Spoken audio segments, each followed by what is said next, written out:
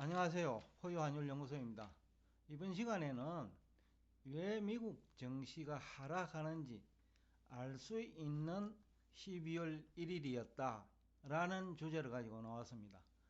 우리 국내 경제 전문가들은 대부분 테이퍼링이나 변종 코로나 바이러스 확산에서 원인을 찾고 있는 것 같아요. 하지만 지난 1년 동안 미국 증시는 코로나 예방약도 없을 시기, 그리고 치료제도 없는 시기에 주가지수는 상승해 왔고, 또 테이퍼링을 9월에 발표한 이후에도 한 달간 사상 최고치 갱신을 했습니다. 그런데 왜 갑자기 지금에 와서 코로나 사태나 또 테이퍼링에서 원인을 찾고 있는지는 알 수 없습니다만, 여하튼 어제 저녁에 미국 증시 시황을 보면 다우존스는 1.25% 빠졌고 나스닥은 1.75% 빠졌습니다. S&P 500은 1.28% 빠졌으니까 나스닥이 가장 많이 빠졌지요. 또 흥미로운 것은 10년물 국채금리는 오히려 또 낮아졌어요. 그러니까 국채 가격이 또 올라갔다는 거죠. 일반적으로 이제 금리가 내리면 나스닥 지수가 오르는 게 일반적인데, 요 근래에 일어나는 현상은 금리가 내려도 나스닥 지수가 하락하는 겁니다. 그러니까 이제 이게 그러면 나스닥만 테이퍼링에 영향을 받느냐, 아니면 또 코로나 변종 바이러스의 나스닥이 오히려 그 비대면 업종이 많거든요. 그런데 비대면 업종에서 그 변종 바이러스 때문에 그 나스닥 주가가 큰 폭을 하락했다는 논리는 앞뒤가 안 맞잖아요. 또한 또 유가가 어제 또 배럴당 65불대까지 추락했습니다. WTI 기준입니다. 그리고 2년물 국채 금리는 또 11월 30일 대비 보합이에요. 10년물 국채 금리는 오르고, 그러니까 또 이제 금리 격차가 단기채와 장기채 금리 격차가 줄어드는 거죠. 그러니까 이제 시황을 보면 코로나 바이러스 때문에 그 주가가 내린 것도 아니고 변종 그 바이러스죠. 그러니까 그리고 또 테이퍼링 때문에 또 기준금리 인상 때문에 그 주가가 내리는 것도 아니에요. 뭐 과거에도 이제 2014년부터 2016년까지 그 테이퍼링도 있었고 기준금리 인상도 있었지만은 그때 주가 올랐거든요. 결국은 영업 실적만 수반되면 주가는 기준금리를 인상하든 테이퍼링을 하든 주가는 오른다는 거죠. 또 총통화는 2014년 이후 2016년 말까지 정권 전문가들이나 경제 전문가들은 긴축이라고 하는데, 긴축의 의미가 뭔지는 모르지만은 총통화는 그때도 증가했어요. 총통화가 증가하는데 긴축이라고 할 수 있나요? 또 시장금리보다 낮은 범위에서 기준금리 인상하는데 그게 과연 긴축일까요? 그러니까 긴축에 대한 이해도 경제 전문가들이나 정권 전문가들의 이해가 부족하고, 또 그 당시에 미국이 통화량을 많이 증발했음에도 불구하고 2012년 이후, 그럼에도 불구하고 또 달러 가치는 상승했거든요. 그때 우리 경제 전문가들이 뭐라고 했습니까? 미국 달러 폭락 내지는 그 다음에 그 큰 폭 하락, 미국 경제 몰락, 이런 얘기를 많이 하던 시기입니다. 그것도 누구가? 경제학자, 경제 패널들, 대학 교수들이 그런 얘기를 하던 시기예요. 그런데 환율도 또 통화량도 다 그 경제학자들 얘기하고 달랐죠.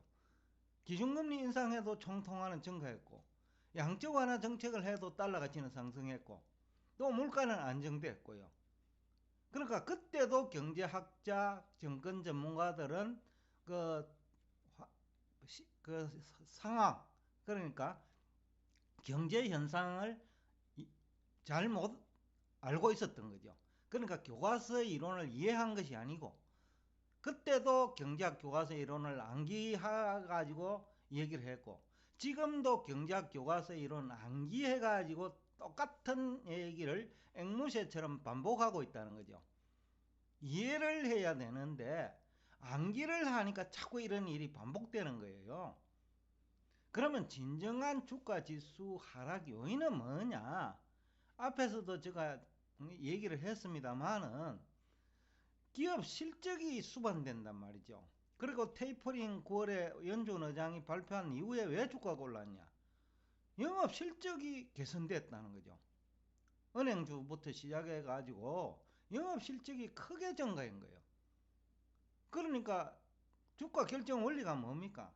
매출액이 증가하고 영업 실적만 개선되면 주가는 오른 거예요. 기준금리 인상하더라도, 또 테이퍼링 하더라도. 그러니까 결국 주가 결정 원리는 이해하지 못하고 오로지 기준금리 인상이나 테이퍼링 또는 그 코로나 변종 바이러스가 그 확산돼도 영업 실적만 개선되면 주가 오르는 거예요. 전쟁이 일어나도 영업 실적만 개선되면 주가 오르는 거예요. 그러니까 결국은 뭐냐? 영업 실적이 개선되느냐 안 되느냐의 문제예요. 기업이 부도나면 뭐 테이퍼링이 없어도 또 변종 바이러스가 완벽하게 치료돼도 기업 실적이 망가지면 주가는 내리는 거예요.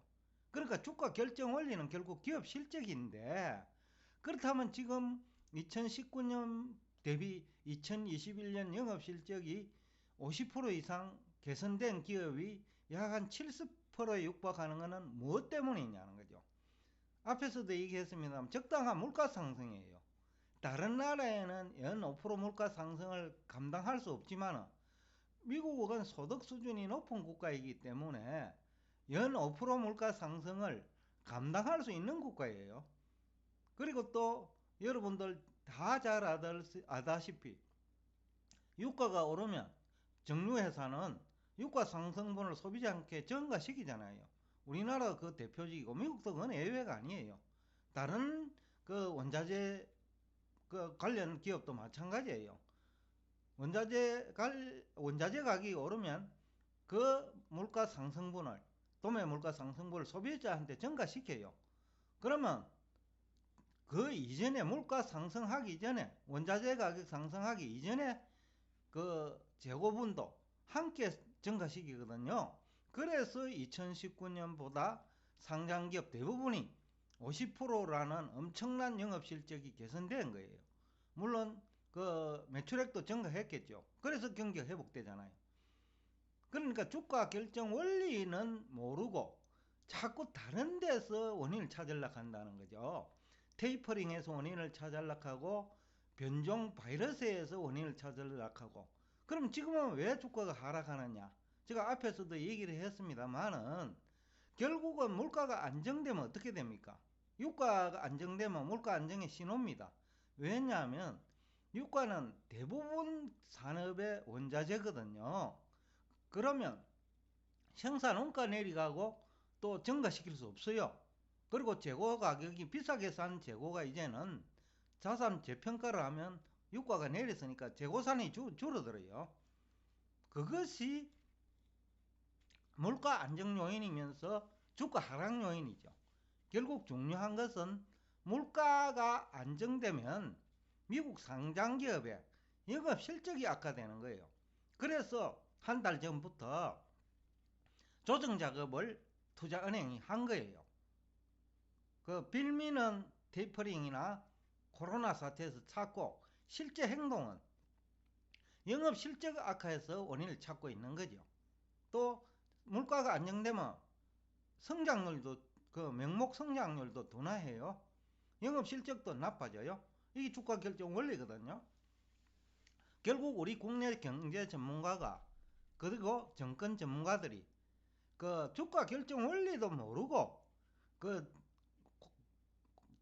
유명 채널이나 또 공영방송에 출연해가지고 또 경제신문 그 방송 채널에 출연해가지고 그 혹세무민하고 하고 있다고 해도 과언이 아니다 라는 얘기를 하면서 오늘 여러분과 대화를 마치겠습니다. 오늘도 끝까지 경청해 주셔서 대단히 감사합니다.